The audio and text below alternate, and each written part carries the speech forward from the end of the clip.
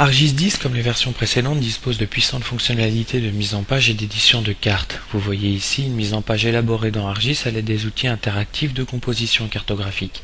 Mais si ma tâche est répétitive, je n'avais pas d'autre solution avant la version 10 que de refaire le travail ou de trouver un développeur ArcObject pour mettre en place une application. Disons ici que pour cette carte, je souhaite pouvoir paramétrer son cadrage géographique et l'éditer dans différentes configurations au sein d'un même document multipage au format PDF, avec différents fonds blancs, comme le plan d'occupation du sol, la photographie aérienne, etc. Dans ArcGIS 10, il est désormais possible d'automatiser les tâches de composition cartographique et d'édition dans le cadre des géotraitements.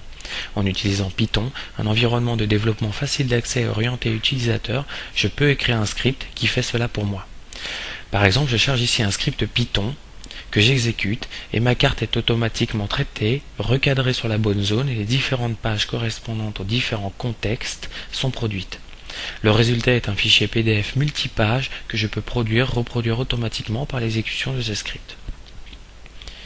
Pour ceux d'entre vous qui ont connu ou qui utilisent encore AML et ArcInfo Workstation, c'est le même principe, mais dans un environnement ouvert et open source Python et non plus propriétaire comme l'était AML. L'intérêt, c'est aussi que s'agissant d'un géotraitement, mon script de production de documents cartographiques peut être publié sur ArcGIS Server en tant que service web pour être mis en œuvre à travers une application web. Je me trouve ici en tant qu'utilisateur final de mon portail de production cartographique à la demande. Je me connecte à ce dernier.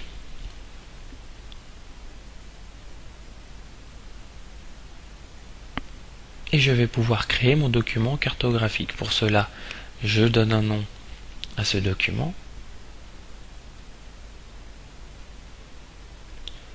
Je choisis ma commune de travail.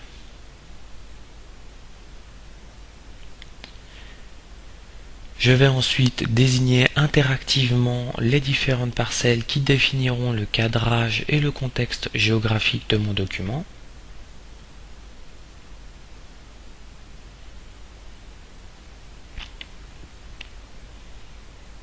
Et enfin, je choisis les différentes pages à inclure dans mon document. Donc le plan de ville, la photographie aérienne, les modèles numériques de terrain et d'élévation, etc.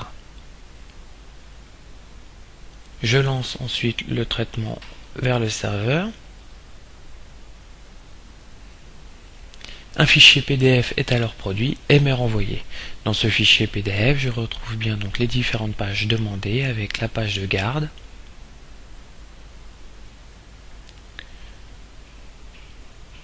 le plan de ville, la photographie aérienne et les différentes thématiques demandées.